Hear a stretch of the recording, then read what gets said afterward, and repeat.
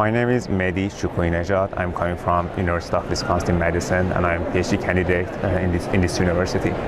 The work that we have done is trying to design a device using the CO2 to prevent sleep apnea.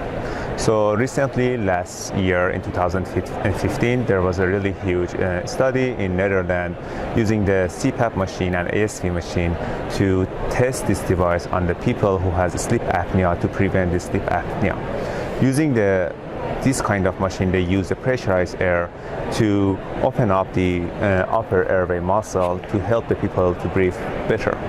But out of that study, the number of the mortality rate of these people in this study gets high. I think out of 1,000 patients, at least 50 patients just passed away, and they just banned the study.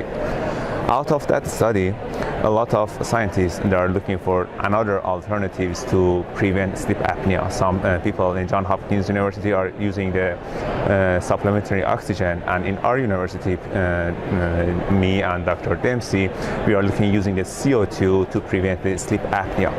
Because of this trend, we start to use the CO2 and design a device to test this device on the patients.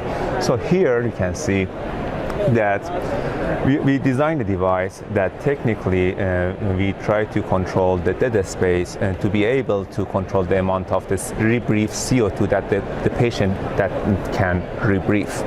So based on this CO2 can stimulate the chemoreceptor around the upper airway muscles, and this muscle can open up the upper airway and the patient can breathe better.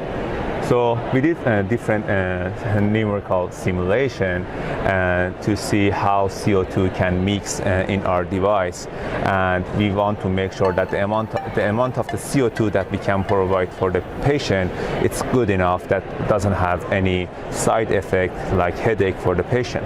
So which means this amount of the CO2 should be between 1 to 5 millimeter mercury. So based on our result, we found out we can completely control the amount of the CO2 that we have, and we can provide the control amount of the CO2 for the patient. We test our design, and we got IRB approval, and we are in the process of testing this device on the 25 patients.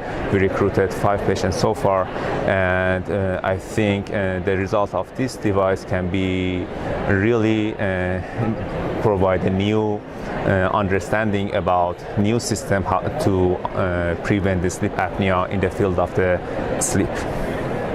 Thank you very much. Thank you.